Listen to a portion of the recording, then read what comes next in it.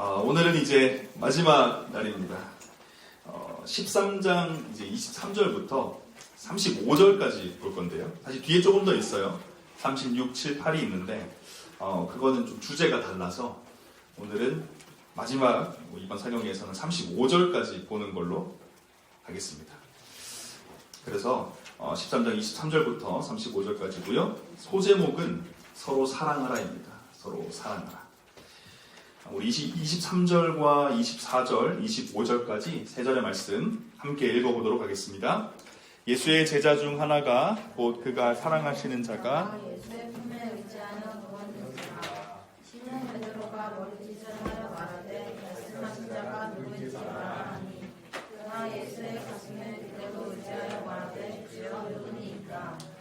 지금 예수님의 제자들, 다시 말해서 지금 다락방에서 예수님과 함께 모여있는 자신들 중에 한 사람이 예수가 팔자라는 이야기를 들은 지금 제자들이요. 좀 술렁대겠죠. 정말 충격적인 이야기 아닙니까?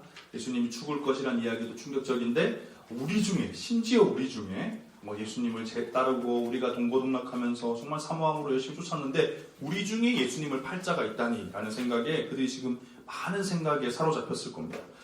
누가 팔까? 도대체 누굴까? 배신자가 누굴까? 막 이런 생각이었겠죠. 예수님과 가장 친밀했던 제자를 많은 학자들은 요한이다. 요한복음의 저자죠. 요한이라고 추측을 합니다. 그리고 또 우리 아주 성격 급한 베드로는요. 예수님이랑 가장 친했던 요한에게 이제 부탁을 하는 거예요. 뭐라고요? 예수님한테 물어보라고. 팔자가 있다고 하셨는데 아유 답답하고 빨리 알고 싶으니까 도대체 그 사람이 누군지 그냥 일단 이름 석자 빨리 대라고. 물어보라고 요한에게 요청을 하는 겁니다. 23절과 4절에서 우리가 주목해 봐야 되는 건 누가 배신자입니까? 라는 사실 굉장히 까다로운 질문이죠. 예수님이 분명히 이유가 있으니까 누군지 정확하게 그 이름을 이야기 안 하신 건데 그럼에도 또 궁금하니까 묻고 싶은 거예요. 그러니까 굉장히 까다롭고 또 그래서 질문하기 어려운 이것을 요한은 예수님께 물어보죠. 그래서 어떤 신학자는요, 이 부분에서 하나님과 우리의 관계성에 대해서 설명을 합니다. 민감하고 까다로운, 그래서 질문하고 또 답을 듣기도 어려운 그런 대화를 이어나갈 수 있는 하나님과 우리의 그런 친밀한 관계, 긴밀한 관계, 그리고 그런 관계에는 결국엔 어떤 사람들입니까? 하나님이 사랑하는 사람일 거고 또 하나님을 사랑하는 자만이 그런 질문까지 할 수 있는 거예요. 쉽게 말해서 친한 거죠. 정말 친하니까 베드로도 안 되는 거예요. 근데 요한은 될 것 같으니까 요한에게 부탁을 한 겁니다. 누군지 좀 물어봐라. 알려달라고 해라. 그러면 여기서 우리가 기억해야 되는 거, 한 가지 질문해봐야 되는 건요. 나는 하나님과 어떤 겁니까? 쉽게 말해서 하나님이랑 친한가? 하나님께 정말 내가 가지고 있는 가장 부끄러운 질문들, 어려운 질문들, 그 누구에게도 이야기하기 어려운 그런 이야기들을 하나님께 다 묻고 또 하나님의 대답에 내가 또 귀를 기울일 수 있는 그런 관계인가? 묻기도 어렵지만 또 묻고 난 뒤에 그 대답에 귀를 기울인 것은 또 어려운 이야기거든요. 그럼 여러분은 어떻습니까? 우리가 지금 이틀 동안 계속 예수님이 어떤 분이신지 하나님이 어떤 분이신지 기억하고 배웠습니다. 우리가 당장 어제 말씀에서는 예수님이 선생이다. 모든 진리를 다 알고 또 다 가르치는 선생이다. 또 그리고 모든 권세와 능력을 가지신 분, 통치하시고 소유하시는 분이 주님, 주 대신 예수님이다라고 배웠습니다. 그렇다면 우리는 정말 그분을 그렇게 인정하고 그런 분과 친한가를 질문해 봐야 돼요. 요한의 이 모습이 요한이 예수님과 가졌던 그 관계가 우리의 관계가 돼야 됩니다. 평생 예수님을 예배하고 찬양하고 하나님 앞에 헌금도 드리고 말씀도 공부하는데 예수님 앞에만 서면 굉장히 어색해. 격식을 차려야 될까. 물론 격식을 차려야겠지만 너무 어색하고 이름 석자 부르는 것도 어색하고 말 한마디 꺼내는 것도 어렵고 친구한테는 해도 예수님께는 못하는 아무 이야기도 못하는 그런 관계가 되면 안 됩니다. 그 누구보다도 친한 사람은 하나님이 돼야 돼요. 여러분 인간이라는 존재는요. 이 땅의 관계 속에서 해소될 수가 없습니다. 외로움도 어려움도 여러 가지 고민의 문제도요. 저도 아내랑 결혼해서 정말 말씀드렸듯이 이 하나됨에 대해서 경험하고 있는데요. 아내조차 해결하지 못하는 외로움의 문제가 있어요. 분명히 아내가 내 옆에서 같이 자고 있고 날 사랑한다는 것도 알고 우리가 함께 하나됨을 이루어가고 있다는 것을 뼈저리게 느끼는데 이 인간이라는 존재는요. 무한자에게 잇대어 있어야만 채워지는 거예요. 내 아내로 안 된다는 겁니다. 하나님의 말씀 안에서 하나님의 사랑 가운데 우리가 하나 되어 가고 있는데도 그래서 뭐가 중요하다는 거예요? 하나님과의 관계가 중요하다는 거예요. 하나님과 친해져야 된다고. 정말 예수님이랑 너무너무 친한 친구가 돼야 됩니다. 그래서 모든 것들을 여쭙고 또 그 질문에 답을 듣고 귀를 기울일 수 있는 그런 관계까지 가야 돼요. 요한이 지금 그 과정을 밟아가는 거고, 그래서 요한이 지금 어떤 이야기를 계속 고백해요. 예수님은 사랑이시다. 자기가 경험하니까 아는 거예요. 머리로 깨닫고 있는 것을 지식만 서술한 것이겠습니까? 아니죠. 정말 그에게 예수님은 사랑이셨던 거예요. 그러니까 그가 이 기록을 남길 때 계속 사랑의 예수님을 설명하는 겁니다. 그래서 우리도 하나님과 이런 관계가 돼야 되고 있는지도 점검해 봐야 되겠습니다. 자, 26절 말씀 함께 읽겠습니다. 예수께서 대답하시되 내가 떡 한 조각을 적셔다 주는 자가 그니라 하시고 곧 한 조각을 적셔서 가룟 시몬의 아들 유다에게 주시니. 예수님께서 요한에게 대답하십니다. 하지만 배신자의 이름을 끝까지 거명하진 않으시고 자신이 빵 조각을 적셔서 주는 자가 그다라고 말씀하셔요. 여러 학자들이 예수님의 이 대답이 직접적인 이름을 거명하는 거론이 아니었을 뿐만 아니라 모든 제자들에게 다 말씀하신 것도 아니고 이름도 말하는 것도 아닐 뿐만 아니라 이 이야기를 요한에게만 했을 것이다 라고 추측하고 있어요. 그렇게 예상을 합니다. 이것은 왜 그럴까 생각해 봤을 때 칼빈은 이렇게 해석을 해요. 왜 예수님이 이름 말해달라 했을 때 말도 안 하고 적셔서 주는 자가 그라고 했는데 그것도 요한에게만 조용히 말씀하신 이유가 뭐냐면 유다를 우리가 지금 계속 확인하고 있죠. 유다가 분명히 배신자입니다. 예수님은 충분히 알고 있고 확실하게 알고 있지만 끝까지 그를 향한 회개의 문을 열어두셨다라고 했죠. 이것도 그런 관점에서 해석이 되는 겁니다. 칼빈은요, 예수님의 이러한 모습이 유다를 궁지로 내몰지 않으시고 참으시는 인내라고 하는 거예요. 그러니까 제자들이 다 있는데 거기서 얘다, 배신자 얘야. 이런 유다가 돌아올 수 있는 마지막 여지마저 또 사라지는 거죠. 예수님은 계속해서 지금 같은 입장에서 유다에게 돌아올 것을 요청하고 계시는 거예요. 계속해서. 그래서 요한에게도 직접 이름도 거론하지 않으시고 조용히 요한에게만 이야기를 하시는 겁니다. 만약 우리였다면 그러지 못했겠죠. 어떻게 동거동락했던 동역자들 중에 배신자가 있겠냐. 그것도 우리가 그렇게 존경하고 따르던 스승을 배신하면 되겠냐. 이랬으면서 우리는 공개적으로도 그걸 찾고 막 지목하고 마녀 사냥을 하면서 찾아낼 겁니다. 하지만 주님은 그러지 않으셨어요. 웨콜람 파디우스라는 종교개혁가가 있습니다. 좀 이름이 어려운데 아무튼 그런 사람이 있어요. 한 종교개혁가가 예수님의 이러한 선의에도 불구하고 그것을 배신의 포기와 회개의 자리로 삼지 않고 오히려 더욱 강팍해졌죠. 유다는 결국 우리 결말을 알잖아요. 분명히 예수님이 기다려주시고 돌아올 것을 그렇게 요청하는데도 그는 그 마음이 점점 더 좁아지고 악해졌어요. 그것은 어떤 결과를 초래했냐면 사탄으로 하여금 그에게 더 강한 영향력을 행사하도록 하는 이런 부정적인 악화가 강화되었다는 거예요. 사태가 악화되었다라고 이 종교개혁가 웨콜람 파디우스는 진단합니다. 다시 말해서 악이 증대되는 겁니다. 그러니까 여러분, 하나님이 우리를 기다려주시고 그 회개의 문을 열어주시는 그 과정이요. 편안해 마음대로 살아보자. 이런 기회가 아니에요. 죄 지을 수 있는 기회가 아니고 지금이라도 돌아가야 되는 기회. 점점 더 늦으면 어떻습니까? 유다를 보세요. 점점 더 마음이 강팍해지면서 굳어지면서 예수님이 그렇게까지 지금 자극도 주시고 채찍도 주시고 당근도 주시면 돌아올 걸 요청하는데도 계속 거부하는 거예요. 마침내 이제 그 다음 절로 가보면 그는 떠나가는 겁니다. 여러분, 지금 우리는요, 사태가 더 악화되기 전에 지금 조용히 있고 내가 죄 짓고 엉망으로 살아도 가만히 계신 그 예수님을 보면서요, 테스트하면 안 돼요. 지금 우리는 악을 더 증대시키고 악화시키기 전에 빨리 돌아가야 되는 시점에 놓인 것이다 라고 생각을 하면서 우리가 이번 사경회가 그런 시간이 되었으면 좋겠어요. 참으시고 기다리시는 그 사랑을 모독하지 말고, 우리 사도 바울이 얘기했잖아요. 모독하지 마라. 길이 참으심을 모독하지 마라. 그 사랑을 받고 회개의 자리로 가는 기회로 삼아야 됩니다. 그리고 오늘 사경회가, 이번 사경회가 여러분들에게 그런 시간, 그런 기회가 되었으면 좋겠습니다. 27절입니다. 함께 읽겠습니다. 조각을 받은 후 곧 사탄이 그 속에 들어간지라. 이에 예수께서 유다에게 이르시되 내가 하는 일을 속히 하라 하시니.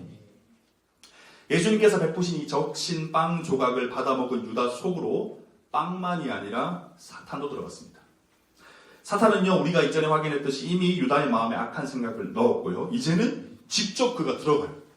악화되었죠. 지금 상태가 점점 더 악화되어 왔다는 게 지금 드러나는 겁니다. 칼빈은 어떻게 이야기하냐면요, 유다의 생각에 대한 것만이 아니라 이제 사탄은 그에 대한 전인적 지배력을 가지기 시작한 거예요. 처음에는 악한 생각만 넣어서 그의 마음의 한켠에서 자리를 잡고 있었는데 이제는 그를 전적으로 조종하기 시작하는 겁니다. 여러분, 사단은요, 작은 틈으로 들어와서 우리 전체를 휘어잡아요. 우리 삶을 완전히 휘어잡고 어디로 끌고 갑니까? 죽음으로 끌고 가는 거예요. 이게 사단의 전략입니다. 그래서 사단은 우리의 약점을 파고들어요. 우리 신앙생활 경험에서 아시죠? 우리가 잘하고 우리가 견고하게 버틸 수 있는 영역으로 파고들지 않고요. 항상 내가 가장 약한 부분, 내가 가장 잘 넘어지는 부분, 가장 내가 잘 죄짓는 영역을 어떻게 그렇게 잘하는지 거기다가 들어와서 파고들면서 계속 악한 생각을 집어넣고 우리의 지도권을 지어가려고 하는 거예요. 그래서 그것으로 유혹하고 도전하고 시험하면서 궁극적으로는 전인적 지배력을 키우려고 하는 겁니다. 멜라니톤이라는 신학자가 있는데요. 이렇게 이야기했습니다. 은혜를 거부하면 죄를 향한 맹목적인 질주도 멈추지 못한다. 은혜를 거부하면 죄를 향한 맹목적인 질주도 멈추지 못한다. 은혜를 사모하자. 이렇게 이야기했어요. 은혜를 사모해야 돼요. 은혜가 없는 자들은 어때요? 은혜 없으면 그냥 없이 사는 건가요? 아니에요. 죄를 향해서 질주하게 되는 거예요. 은혜가 없는 사람은 죄를 향해서 질주한다고요. 은혜 없음에 대해서 내가 메말라 있고 예배드려도 아무런 감격도 없는 것에 대해서 여러분 심각하게 생각해야 되는 겁니다. 왜요? 은혜가 없으면 죄를 향해서 맹목적으로 질주해요. 유다 보세요. 유다가 지금 우리가 1절부터 쭉 봐왔는데요. 이 질주를 지금 멈출 수 있습니까? 속도가 더 빨라지고 있어요. 당장 예수님이 옆에서 그렇게 사랑을 이야기하시고 직접적으로 그를 기다리시고 회개를 요청하시고 긍휼을 베풀고 인내하고 계신데도 질주가 멈추지 않는 거예요. 왜요? 은혜가 없으니까 그런 거예요. 그 안에. 그래서 우리는 뭘 사모해야 된다는 거예요? 은혜를 사모해야 돼요. 은혜가 뭡니까? 그 은혜의 자리에 가야 받을 수 있는 거 아니에요? 하나님의 그 사랑, 값없는 사랑, 값없이 주신 선물, 나를 끝없이 기다려주시고 이해하시고 인내하시면서 돌아오면 우리의 더러운 발을 언제든지 씻겨준다는 그 선물을 우리가 사모하면서 가야 되면 어디로 가야 됩니까? 예배의 자리를 가야죠. 그래서 말씀 앞에 서야 되는 거예요. 기도의 자리로 가야 되는 거예요. 찬양을 불러야 되는 거예요. 그리고 또 믿음의 공동체에 속해야 됩니다. 은혜의 자리를 지키려면 믿음의 공동체에 속해야 돼요. 그래서 여러분 우리가 잘 알잖아요.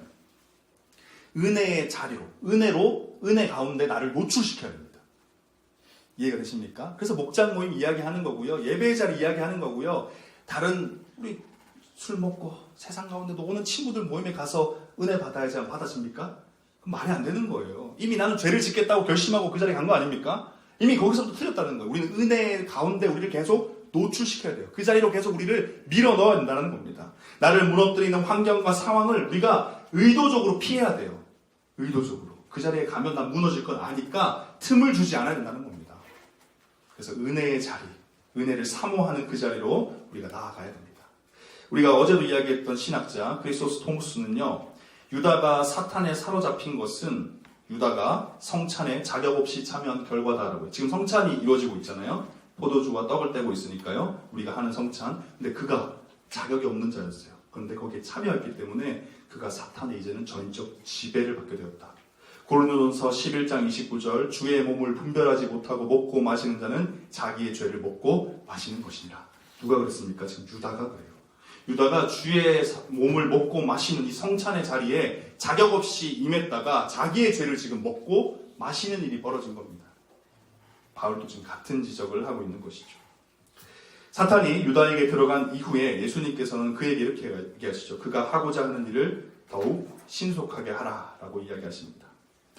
예수님께서는 유다가 가지고 있던 그 자유로운 의지를 예수님을 파는 그런 극악무도한 죄를 짓는 그 의지를 할지라도 예수님은 꺾지 않으셨어요.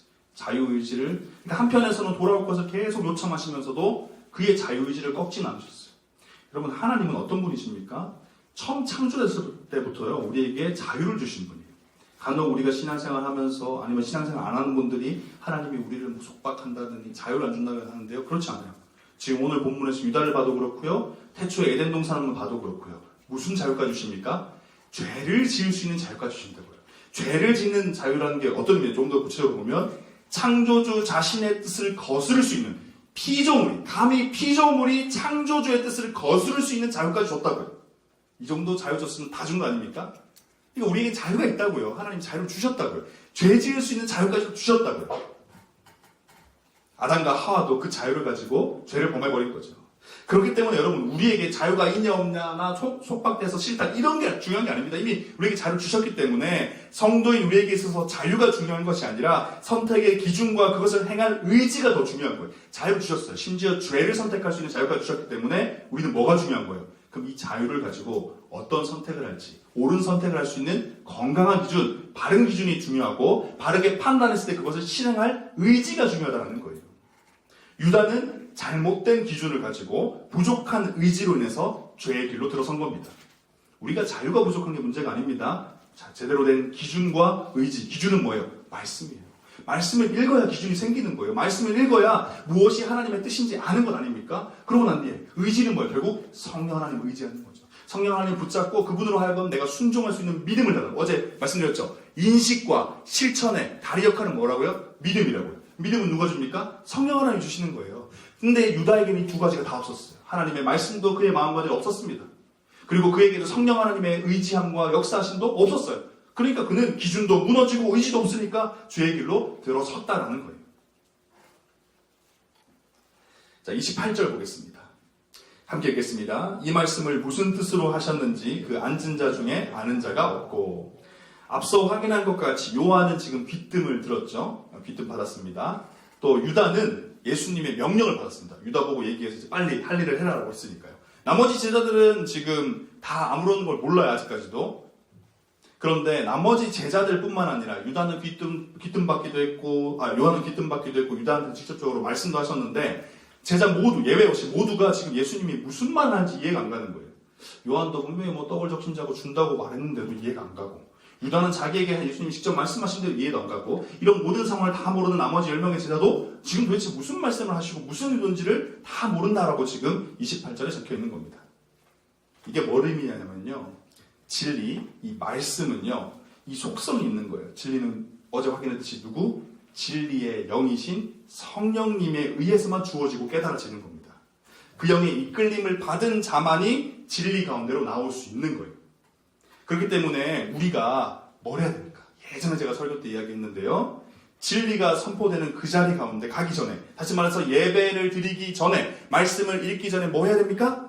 뭐 해야 돼요? 유튜브 쇼츠를 보는 게 아니고 기도하는 거예요. 누구에게? 진리의 영에게. 진리의 영이신 하나님 깨닫게 하여 주시는. 제자들 지금 예수님 말씀 들었는데도 깨달아지지 않는 거예요. 왜요? 진리의 영에 대한 역사가 없기 때문에 안 깨달아지는 겁니다. 물론 주님이 지금 의도적으로 가르친 게 있기 때문인데요. 우리는 확인해야죠. 진리의 영이 없으니까 안 깨달아지는구나. 예수님의 말씀이 하나님의 진리의 말씀으로 안 들리는 거구나. 그래서 여러분, 우리는 예배 전에, 말씀 읽기 전에 뭐 해야 돼요? 기도해야 되는 거예요. 진리의 이 말씀을 하나님의 말씀으로 듣고 깨닫고 마음 가운데 그 방향을, 하나님의 뜻을 발견하게 해달라고. 그래서 우리가 예배 전 기도에 계속하고 있잖아요, 여러분. 이걸 포기할 수가 없는 거예요. 여러분들께도 계속 우리 부회장님이 요청하고 하는 것도요, 이게 너무 중요한 겁니다. 우리 섬김이들이, 적어도 섬김이들이 예배 자리에 나오기 전에 하나님의 뜻을 알게 해달라고, 이 자리에 있는 모든 자들에게 들을 길을 허락해달라고 간구해야 되는 것이고, 또 섬김이들 통해서 우리 창공의 지체들, 오늘 예배에 나오는 모든 형제 자매들이 그 발걸음 가운데 기대함과 사마음을 주시고, 또 성령 하나님이 그들의 마음을 만져주셔서 들을 길 허락하게 해달라고 기도하는 시간이 예배전 기도예요. 그래서 우리가 그 자리를 진짜 사모해야 됩니다. 형식적이고 해야 돼서 하는 게 아니고 살아야죠. 그러니까 살려면, 진리의 말씀 들으려면 해야 되는 겁니다.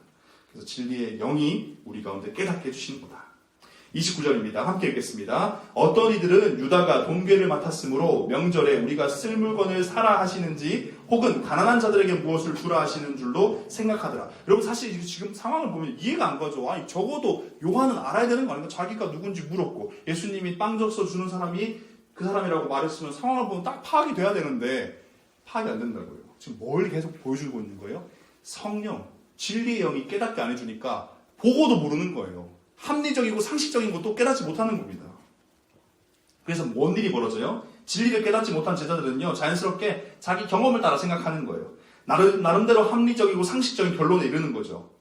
그러면서 두 가지를 이야기합니다. 명절에 쓸모없는 거는 사러 갔나 보다. 지금 명절이니까. 아니면 뭐 가난한 자를 도와주라고 했겠지. 나름대로 합리적인 결론에 이르렀습니다. 하지만 진리의 영이 안 깨닫게 해주니까 틀린다고 한 거예요. 이게 맞습니까? 아니죠. 지금 유다는 예수님을 팔러 가라고 한 거예요.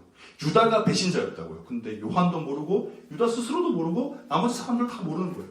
진리의 영이 역사 안 하니까 그런 겁니다. 우리의 신앙도 똑같아요. 진리의 영을 끝까지 붙잡고 성령 하나님께 말씀을 깨닫게 해달라는 은혜를 구하지 않고 그냥 말씀 앞에 서고 예배의 자리에 서고 설교를 들으면요, 딴 생각을 하게 되는 거예요. 똑같은 말씀인데도 누구는 정말 도전을 받고 삶이 변화되고 하나님을 더 사모하게 되는데 누구는 좋은 이야기네 하고 똑같은 삶을 살아가게 되는 겁니다. 핵심은 진리의 영이고, 지금 제자들도 똑같은 실수를 반복하고 있는 겁니다. 그래서 우리는 항상 성령 하나님께 구해야 돼요. 깨닫게 해달라고. 진리 앞에 설 때 성령 하나님께 구하는 게 얼마나 중요한가. 자, 30절입니다. 유다가 그 조각을 받고 곧 나가니 밤이라. 여러분 참 이 표현이요, 이 한 절이 요한이 정말 많은 걸 담아줬습니다. 상징적인 의미가 있어요. 실제적으로 나갔을 때 밤이죠. 근데 이 안에는 굉장한 의미가 담겨 있습니다. 유다가 다락방을 떠났습니다. 그가 들어간 곳, 다락방을 나가서 들어간 곳은 그의 인생에서 가장 캄캄한 영혼의 밤이었어요. 빛의 만찬에서 사탄과 함께 떠난 그는 그렇게 돌아오지 못하는 어두운 밤 속으로 들어간 겁니다. 그냥 문 하나 열고 나간 것 뿐이죠. 하지만 영적인 관점에서 보면요, 유다는 빛의 만찬의 자리에서 사탄과 함께 결코 돌아올 수는 없는 영원한 어둠으로 들어가 버린 거예요. 여러분, 적지 않은 사람들이 말합니다. 괜찮다고, 별로 어둡지 않다고, 언제든지 다시 돌아오면 된다고. 근데 여러분, 그럴 수 있습니까? 죄의 길, 사탄에게 지배당하는 인생은요, 돌아올 수 없습니다. 지금 사탄에게 모든 지배권을 내어준 유다, 못 돌아왔어요.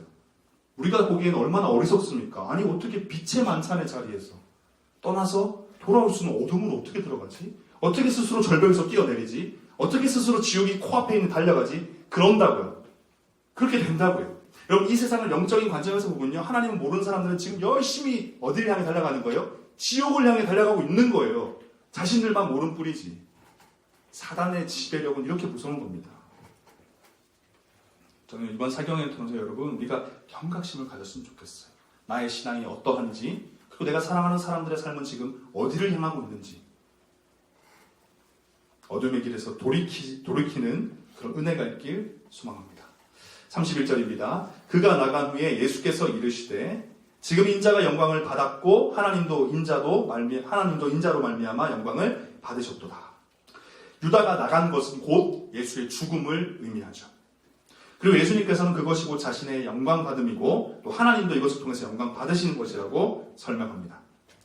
죽음과 영광은 결합되어 있어요.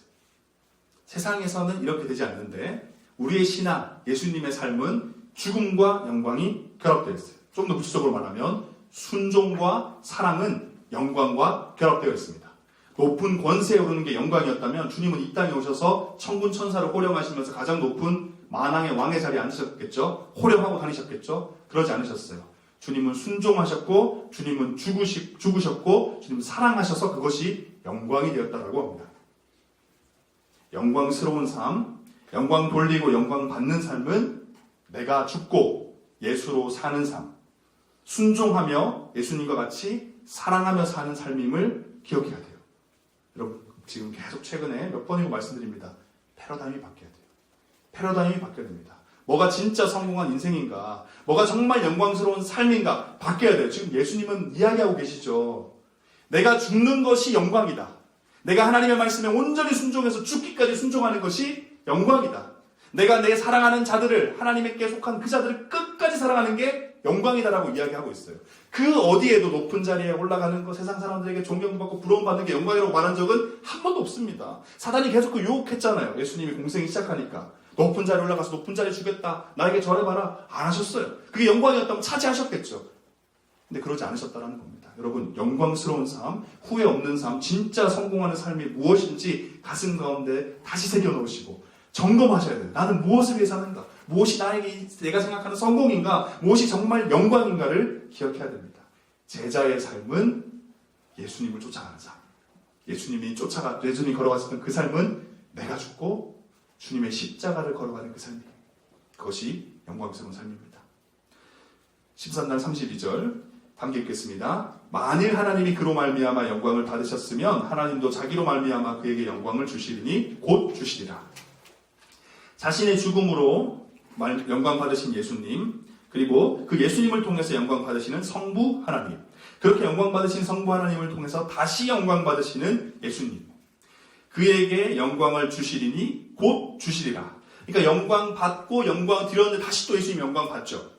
그러니까 십자가 사역 관점에서 본다면 여기서 곧 주신다고 하는 영광은 뭐겠습니까? 예수 그리스도의 부활이에요. 부활은 영광입니다. 오직 하나님의 제자들, 주의 백성들만 받게 되는 영광이에요. 모든 사람이 받는 게 아닙니다. 예수 그리스도의 부활이 곧 주신다는 영광이죠. 그리고 이것이 또 아까 말씀드린 대로 모든 성도들에게도 동일하게 허락된 영광입니다. 고린도전서 15장 20절 그러나 이제 그리스도께서 죽은 자 가운데서 다시 살아나사 잠자는 자들의 첫 열매가 되셨다. 살아나사 영광 받으사 그것이 첫 열매가 되었다. 그럼 두 번째, 세 번째, 네 번째 열매는 누구예요? 우리죠, 우리. 우리가 그 다음 열매가 된다는 거예요. 어떤 사람이 되는 겁니까? 죽으면 되는 거예요. 예수 그리스도와 같이 살아가는 삶. 나는 죽고 예수로 살아가는 삶. 그의 말씀에 순종하는 삶. 그것이 곧 두 번째 영광을 받는 사람이다라는 거예요. 자, 우리 33절 읽겠습니다. 함께 읽겠습니다. 작은 자들아 내가 아직 잠시 너희와 함께 있겠노라. 너희가 나를 찾을 것이나 일찍이 내가 유대인들에게 너희는 내가 가는 곳에 올 수 없다고 말한 것과 같이 지금 너희에게도 이르노라. 자신과 성부 하나님의 영광을 이야기하신 예수님께서는 이제 작은 자라고 부르시면서 이야기를 이어갑니다. 이 작은 자라는 것은 제자들인데 이것은 뭐 너희들이 하찮다 이런 의미가 아니고요. 귀엽고 친근한 호칭, 이 원어를 보면 굉장히 귀엽고 친근한 호칭입니다. 지금 제자들의 입장에서 보면요, 굉장히 지금 뭐 많은 이야기들이 막 휘몰아칩니다. 배신자가 우리 가운데 있다는 이야기, 또 스승이 이제 곧 죽는다는 이야기 때문에 혼란 가운데 빠져 있었어요. 그런 그들을 지금 예수님이 끌어안으시고 다독여 주는 거예요. 혼란스러워하지 마, 너무 두려워하지 마, 막 정신이 혼미할 텐데 차분히 이제 마음을 다 다독여 주는 겁니다. 그런 의미에서 그들을 사랑하는 마음에서, 감싸 안으시는 마음에서 작은 자들아 이렇게 부르시는 거죠. 그러면서 말씀하시죠. 내가 너희와 잠시 함께 있다가 헤어질 것이다. 하지만 내가 가는 곳에 너희는 올 수 없다. 지금 예수님께서 앞으로 벌어진 일들을 거짓 없이 진실되게 하나하나 설명해 주시는 거예요. 너희들 놀라지 마라. 내가 가는 길 이렇게 갈 것이다. 너희들은 하지만 쫓아올 수 없어. 그렇다면 지금 제자들이 따라가지 못한다고 말씀하신 거긴 어딜까요? 바로 십자가 죽음이죠. 당장 코앞에 있는. 그리고 실제로 그랬어요. 제자들은 그 죽음의 현장에 아무도 없었습니다. 다 배신하고 흩어졌죠. 그리고 제자들이 지금은 따라가지 못하지만 이후에는 따라가게 되는 곳은 어딜까요? 바로 하나님의 나라겠죠. 우리가 죽고 다시 영광 가운데 예수님을 따라 부활해서 가게 되는 곳. 예수님 제자들도 그래서 어떻게 되는 겁니까? 예수님과 같이 십자가의 길을 따라가다가 죽고 예수님이 계신 하나님의 나라로 가게 되는 거예요. 우리의 인생도 그렇습니다. 나는 죽고 예수로 살아가며 그 십자가를 쫓아가다가 마침내 주님 다시 오시는 그날 주님과 함께 영원한 하나님의 나라로 가게 되는 것. 바로 이것이 우리가 걸어갈 길이다라는 거예요. 예수님께서는요, 무심하게 사라지지 않으시고 임박한 이별에 대해서 지금 자상하게 알려주세요. 그럼 예수님은 이런 분이십니다. 섬세하고 자상하게 우리에게 설명해 주시고 다독여 주시는 분이에요. 제자들에게 있어서 자신과의 이별이 그들에게 얼마나 큰 슬픔일지 또 당혹스러움이 될지를 다 아셨던 예수님께서 그들의 마음을 미리 다독이시고 미리 다 설명해 주시는 거예요. 예수님의 사랑이 어떤 사랑이라고요? 관심을 가지고 공감해 주시면서 나는 낮추고 상대방을 높이는 그 사랑으로 계속해서 제자들을 다독이고 있는 겁니다. 34절입니다. 함께 읽겠습니다. 새 계명을 너희에게 주노니 서로 사랑하라. 내가 너희를 사랑한 것 같이 너희도 서로 사랑하라. 또 이야기하시죠. 근데 예수님은 지금 이 마지막 유언적 당부로서 다시 한 번 더 사랑을 이야기하셔요. 서로 발을 씻으라는 명령 이후에 서로 이제는 사랑하라라고 명확하게 명령하십니다. 오해하지 말라고. 혹시 진짜 발만 씻다가 끝날까봐 이제 발만 씻는 게 아니고 사랑하라라고 가르쳐 주시는 거죠. 기억해야 되는 것은요, 지금 서로 사랑하라는 이 명령이 제자들 가운데 지금 어떤 상황입니까? 지금 이 사랑하라는 명령이 언제 주어졌어요? 제자들 가운데 지금 예수님에 대한 배신자가 있다는 이야기를 들었단 말이에요. 누군지도 모르는 상황이었어요. 여전히 지금 누가 배신자일까? 어떻게 그럴 수가 있지? 이런 혼란스러움. 예수님이 이제 곧 죽는데 이런 혼란스러운 상황 가운데 지금 예수님이 이야기하는 거예요. 서로 사랑해라. 아니, 우리 가운데 지금 배신자 있다고요, 예수님. 지금 원수를 색출하고 제명해야 될 시점에 지금 예수님께서는 뭐라고 하는 거예요? 지금 칼을 뽑아들어서 배신자를 처단해야 될 시점에 뭐라고 하는 겁니까? 서로 사랑하래요. 그것도 강력한 어조로 강조해서 이야기하는 겁니다. 이게 어떤 의미입니까?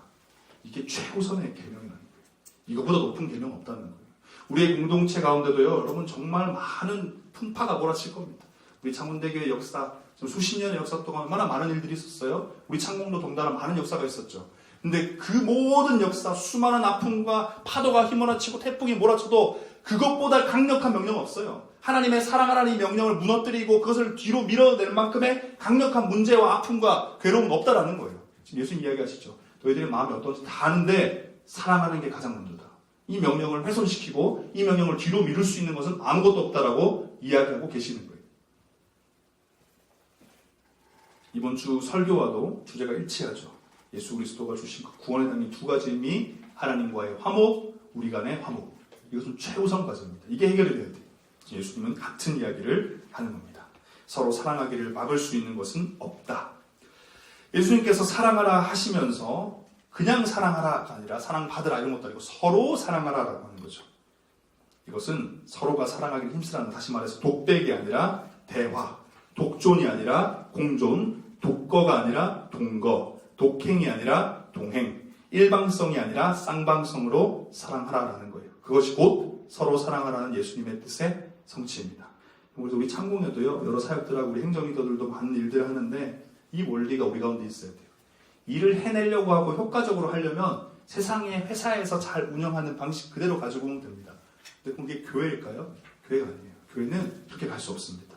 이 과정 가운데 하나님의 이 사랑의 원리, 서로 사랑하라는 그 원리를 따라서 돌아갈 수도 있어요. 지체될 수도 있습니다. 뭔가 이상하게 완성될 수도 있어요. 괜찮습니다. 그 완성, 이상하게 완성된 것이 하나님이 원하셨던 완성이에요. 그 과정이 서로 사랑하는 과정이기 때문이죠. 그래서 우리가 항상 기억해야 돼요. 서로 사랑하면서 동행하고 독주하지 않고 함께 거하고 서로 대화를 하는 것. 이것이 서로 사랑하는 원리예요. 예수님 지금 그러고 계시잖아요. 들어주고 이해해줘. 예수님 입장에서 얼마나 답답하겠어요. 아니 빨리 하고 나 할 일 하면 되는데 굳이 작은 자들아 너희들 혼란스러워하지 마. 이렇게 될 거고 이렇게 될 거야. 그런데도 잊지 마라. 서로 사랑하는 게 가장 중요하다. 하나하나를 계속 곱씹으면서 하나하나 집어주시면서 설명해주고 계시죠. 대화하고 계신다고요. 동행하고 계신다고요. 그들에게 속도를 맞춰 가신다고요. 이것이 우리의 원리가 되어야 됩니다. 그래서 지독한 자기 중심성에서 벗어나는 최고의 비결은 사랑하는 거예요. 사랑하기 시작하면 지독한 자기 중심성에서 벗어날 수 있습니다. 그리고 서로 사랑하는 구체적인 방법은 내가 너희를 사랑한 것처럼이라는 예수님의 말씀을 기억하면 뭐예요?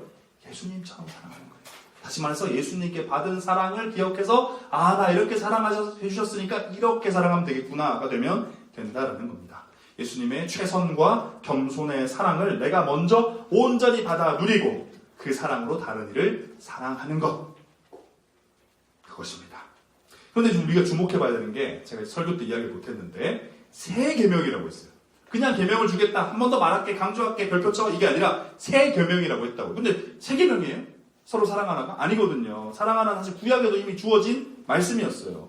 근데 왜 새 계명이냐면 한 세 가지 정도의 이유가 있는데 첫 번째는 예수님께서 주신 사랑의 명령이에요. 그러니까 율법책에 적힌, 법조문에 적힌 게 아니라 지금 눈에 보이고 피부로 느껴지며 내가 직접 마음 가운데 느끼는 예수님이 보여준 삶으로서의 사랑이기 때문에 이것은 뭐다? 완전히 새로운 계명이라는 거예요. 또 두 번째는 계명 자체가 새로운 게 아니라 계명의 종류가 바뀌었다는 거예요. 겉으로 타이틀, 글자만 텍스트만 보면 사랑하라는 의미인데 그 안에 담긴 게 달라요. 기존에는 뭐였냐면 내가 주체가 되어서 순종하는 거였어요. 내가 주체가 돼서 나의 힘과 노력을 따라서 서로 사랑하라는 계명이었지만 내가 아니라 이제는 누구로? 예수님처럼, 내가 너희를 사랑한 것처럼 예수님, 우리 안에 계신 예수님으로 사랑하는 것이기 때문에 새로운 계명이라는 거죠. 예수님의 사랑을 따라 예수님께 받은 그 사랑을 경험하면서 그분을 기억하면서 그분을 닮아가면서 그분의 심장을 가지고 그분의 마음을 가지고 그분의 시선을 가지고 사랑하는 것이기 때문에 완전히 새로운 계명이다라는 거예요. 마지막으로 왜 또 새 계명이냐면 사랑의 질이 달라졌기 때문입니다. 이전에가 우리가 아는 계명 거죠. 내 이웃을 내 몸과 같이 사랑하라는 거였지만요. 이제는 바뀌었어요. 나를 사랑하는 것보다도 더 사랑하라. 왜 이게 되죠? 예수님은 자기를 죽이면서 사랑하셨잖아요. 나보다도 남을 낮게 여기는 사랑의 완전 새로운 질이 달라지는 한 차원 업그레이드된 사랑으로 사랑하기를 요청하셨기 때문에 이 사랑은 뭐예요? 새 계명이라는 거예요. 그래서 예수님이 자신을 낮추고 상대방을 높이며 발을 씻으신 것처럼 나를 위해 자신의 목숨을 버리신 것처럼 사랑해야 하는 겁니다. 그리고 또 기억해야 되는 것은 이렇게 새로운 계명은 딱 하나였다는 거예요. 새 계명을 주노라 서로 사랑하고 새 계명을 주노라 무엇도 하고 새 계명을 주노라 무엇도 하라가 아니고 새 계명이다. 딱 하나 서로 사랑하라. 여러분 이 계명이 우리 성도에게 있어서는 가장 중요한 계명이 된다는 거예요. 다른 건 없다는 거예요. 새 계명에서. 그래서 성경이 가르치는 생명의 복음은 결국 뭡니까? 사랑이라는 거예요. 사랑. 그 사랑으로 복음이 전파되고 서로 사랑하면 세상의 사람들이 너희가 내 제자인 줄 알리라. 우리가 얘기했잖아요. 사랑하면 그 사랑으로 복음이 전파되는 거예요. 전파된 복음의 그 선물, 복음이 전해지고 그 복음이 열매 맺었을 때 결과는 또 뭐예요? 사랑이라는 거예요. 사랑으로 시작해서 사랑으로 전하고 사랑의 열매가 맺게 되는 겁니다. 그래서 가장 먼저 우리가 서로 사랑하는 게 중요한 거예요. 그 사랑으로부터 차고 넘쳐 흘러서 우리 삶 속에서 사랑을 전하고 그 사랑으로 사랑의 열매가 맺게 된다는 겁니다. 그렇기 때문에 우리가 전할 것, 증언할 것, 자랑할 것 오직 사랑뿐입니다. 그렇죠? 우리가 올해 표 증인이 되라는데요. 삶의 현장에서 무엇을 해야 될까요? 무엇을 해야 될까? 우리 조혜련 씨 온다. 우리 교회 조혜련 씨 와요. 좋아요. 좋은데 그건 사실 껍데기에 불과하죠. 핵심은 뭐예요? 사랑하는 거예요. 사랑으로 그를 섬기고 예수 그리스도의 사랑으로 그에게 복음을 전하고 그래서 그의 마음 가운데 예수님이 움직이셔서 이 자리까지 나와서 다시 한 번 더 우리 공동체의 사랑함을 보면서 정말 예수님의 사랑은 이런 것이구나를 경험하면서 그의 마음 가운데 그 사랑이 심기고 복음이 심겨서 그도 사랑의 열매를 맺는 자가 되는 것까지 이것이 전도죠. 이것이 증인이죠. 여러분의 삶의 현장에서 사랑해야 돼요. 직장 동료들, 학교 동기들, 우리 가족들 사랑해야 됩니다. 오직 사랑뿐입니다. 복음은 결국 사랑이에요. 35절 보겠습니다. 함께 읽겠습니다. 너희가 서로 사랑하면 이로써 모든 사람이 너희가 내 제자인 줄 알리라. 그곳에서 증인이 되어라가 올해 표현인데 그것을 바꾸면 이런 거죠. 그곳에서 서로 사랑하라. 그곳에서 서로 사랑하라. 서로 사랑할 동역자 없는데요? 그럼 어떻게 해야 된대요? 내가 먼저 사랑하면 돼요. 예수님처럼. 그래서 동역자를 만들어내는 거예요. 혼자 믿음 생활하고 있어요. 우리 회사에서 서로 사랑할 믿는 사람 없습니다면 내가 먼저 믿지 않은 그들을 사랑하면 돼요. 예수님께서 제자들을 사랑하셨던 것처럼. 그래서 증인이 되라는 곳, 그곳에서 서로 사랑하라는 겁니다. 그곳은 첫 번째는 가장 먼저 이 첫 번째 장소는 어디냐면 우리 창공이에요. 제가 그곳이라고 해서 딱 정확하게 콤마까지 찍었는데 그곳은 첫 번째는 어디가 되어야 되면 우리 창공입니다. 우리 창공에서 사랑하지 않고 다른 곳 사랑하면 안 돼요. 우리 창공에서부터 사랑해야 됩니다. 그리고 두 번째는 당연히 우리의 삶의 현장이겠죠. 가정, 직장, 학교, 동아리, 사적 모임, 연인 사이 많은 그 모든 현장이 우리가 사랑해야 될 삶의 현장입니다. 예외는 없어요. 모든 현장입니다. 거기서 어떻게 예수님의 사랑으로 사랑하는 겁니다. 겸손과 최선으로 사랑하는 거죠. 자, 우리 지난 2025년 한번 돌아보면요. 나는 정말 그곳에서 증인으로 살았는지 한번 점검해 봤으면 좋겠습니다. 여러분 삶의 현장에서 지난 1, 2, 3, 4, 5월 동안 그곳에서 증인으로 사셨습니까? 나를 통해서 우리를 통해서 하나님의 나라가 전해졌나요? 남은 2025년 우리 서로 사랑해야 합니다. 내가 받고 누리고 있는 예수님의 사랑으로 서로 사랑해야 돼요. 사랑하면 어떻게 돼요? 그곳이 변화되는 거예요. 기적이 일어나는 겁니다. 제가 우리 창공을 섬기면서 하나님께 참 감사한 게요. 여러분들 스스로가 어떻게 느끼실지 모르지만 제가 가진 이 부족함이지만 하나님의 사랑으로 여러분을 사랑하기 시작하니까요. 어디 바뀌는 게 보여요. 기적이 일어난다고요. 그렇게 고집스럽게 못난 모습으로 살던 내가 하나님의 사랑이 나에게 쏟아부어지니까 바뀐다고요. 여러분 사랑하면 기적이 일어나요. 안 될 것 같고 불가능한 것 같은 것은 사랑이 부족한 겁니다. 사랑하면 되는 거예요. 예수님이 이스라엘 백성들 당장 제자들부터 바꿨잖아요. 그 고집쟁이들, 그 못난 사람들을 바꿔서 그들이 심지어 주 앞에 목숨까지 내던지는 제자로 변화시켰다고요. 뭐가? 사랑이에요. 그래서 우리 가운데도 그것을 기대하면서 사랑하며 증인으로 살아가는 우리 모두가 되었으면 좋겠습니다. 네, 오늘 여기까지 우리 해서 35절까지 보겠고요. 이제 이어서 우리가 이제 지난 이틀 동안 했던 것처럼 이제 은혜와 적용 부분을 한번 볼 텐데 4쪽이죠. 이제 마지막 날 4쪽입니다. 요거는 사실 오늘 메인은 아니고 이것도 좀 하실 거긴 한데 메인은 뭐냐 하면 기도문을 쓰는 거예요. 맨 뒷장 핸드폰 맨 뒤에 보면 기도문이 있고 이제 여러분이 오시면서 이런 종이를 받으셨는데 이건 다 써져 있긴 한데 이런 종이 다 받으셨죠? 못 받으셨으면 손을 드시면 하나씩 드리겠습니다. 그래서 은혜 받은 거 적용할 거 쓰는 것도 하시고 그 다음에 뭘 하셔야 되냐면 일단 요거 핸드북 뒤에 맨 뒤에다가 기도문을 쓰셔요. 기도문을 쓰는데 이 기도문은 요한복음 13장 내가 받았던 13장에서 상영했던 받았던 은혜를 곱씹으면서 기도문을 쓰는 거 우리 뒤에 한번 띄워주시겠어요? 기도문을 쓰는 건데 이 기도문 어떤 마음으로 쓰셔야 되냐면 이 기도문으로 내가 평생 기도하겠다. 내 인생을 놓고 내 삶 전체를 놓고 만든 기도 제목이다 라는 마음으로 기도문을 써주셨으면 좋겠어요. 저도 이 어떤 하나님 앞에서 이런 기도문들이, 기도의 문구들, 기도의 내용들이 정말 하나님 앞에 뜨겁게 기도하고 말씀 앞에 설 때 정립이 됐거든요.